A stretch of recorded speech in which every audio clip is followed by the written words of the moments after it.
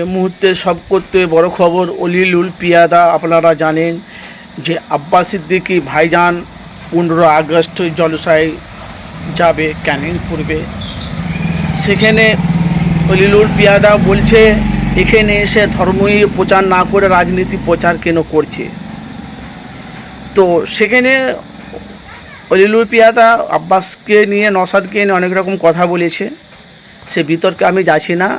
এবাকার কিন্তু আসমা মুখ খুলেছে, আসমা বিবি এবাকার মুখ খুলেছে। আসমা বিবি এতদিনের পর আইএসএফে দলে এসে ওনাকে সুযোগ দিয়েছে। এবাকার উনি বলছে আব্বাস সিদ্দিকী আর নওশাদ সিদ্দিকীর পেছনে বড় ভাই আর ছোট ভাইজানের পেছনে লাগো না। আর অলিলুল পিয়াদা বলছে কি আপনি হেঁটে আসবেন, যাওয়ার সময় পাবে না পায়ে, মানে অনেক রকম বিতর্ক কথা বলছে। সেখানে বলছে তোমার মুখের জবানটা ঠিক করো, রাজনীতি করছো রাজনীতি করো, উস্কানি দিয়ে কেন রাজনীতি করছো। কত নমরুদ এলো গেল, আব্বাসের পেছনে যারাই লেগেছে তারাই একদিন না একদিন তার আব্বাসের কাছে এসে ক্ষমা চেয়েছে। তো বেশি আব্বাসকে নিয়ে বিতর্ক করতে যাবে না, দেখবে তোমাকে এসে কিন্তু আব্বাসের কাছে ক্ষমা চাইতে হবে। এটা কিন্তু আসমা বিবি আইএসএফের তরফ থেকে মানে উনি বলছে, মানে এতদিন তাহলে আসমা বিবি ঘুমিয়েছিল, এতদিন আসমা বিবি ঘুমিয়েছিল। লোকসভা নির্বাচনের ভোটের পর চলে গেল তৃণমূলের দলে। আজকে বাংলাতে তৃণমূলের 40টা এমএলএ বিধায়ক, তার সাথে সাথে ফুরফুরা শরীফে একজন আছে আমার ভাই কাসেম সিদ্দিকী ভাইজান, উনি আছে, আরও সব আছে। আর যারা ফিল্ম স্টার নায়িকাটা তারা চলে গেছে বিজেপির দলে। সেটা দল যে যার বক্তব্য, যে যার ভালো লাগবে সে তার দলে যাবে। তো ভাই যাই হোক, কিন্তু আসমা এলাকার ভাই মুখ খুলেছে, বললে হবে না। মানে অলিলুল পিয়াদাকে কঠিন হুঁশিয়ারি করেছে আসমা বিবি। সোশ্যাল মিডিয়া আপনারা দেখতে পাচ্ছেন, ইউটিউব ফেসবুক কাঁপাচ্ছে, সোশ্যাল মিডিয়া ইউটিউব ফেসবুক কাঁপাচ্ছে আসমা বিবি, যেহেতু আইএসএফের দলে এসেছে।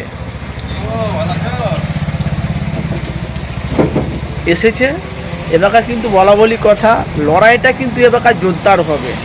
কেন আসমা নিজের ভুল নিজে বুঝতে পেরেছে, নিজের ভুল বুঝতে পেরে এলাকার আইএসএফের তরফ থেকে ওনাকে সুযোগ দেওয়া হয়েছে। তার সাথে সাথে আসমা বলছে এলাকার আমি মানুষের পাশে থেকে মানুষের হয়ে কাজ করব।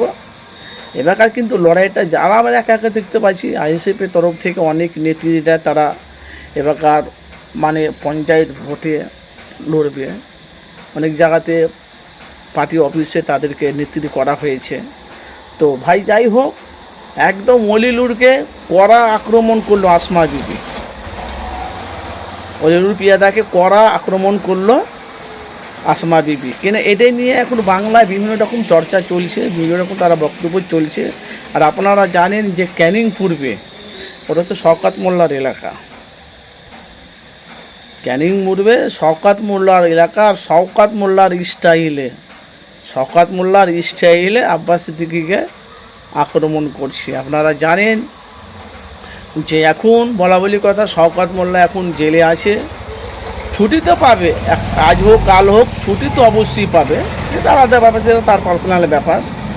কিন্তু ভাই আপনাদের মতামত অবশ্যই জানাবেন। বাংলার মানুষ আব্বাস সিদ্দিকীকে কম বেশি সবাই ভালোবাসে, সবাই জানে। কিন্তু রাজনীতির জলসার মধ্যে রাজনীতিও করে, দেশ নিয়ে দেশপ্রেমিক আলোচনা করে, কোরআন হাদিস থেকে আলোচনা করে, আর রাজনীতি নিয়েও আলোচনা করে। তা আপনাদের মূল্যবান মতামত জানাবেন। আসমা বিবিকে আপনারা কোন নজরে দেখছেন? কেন আইএসএফের তরফ থেকে এখন আসমা বিবি মুখ খুলতে শুরু করেছে।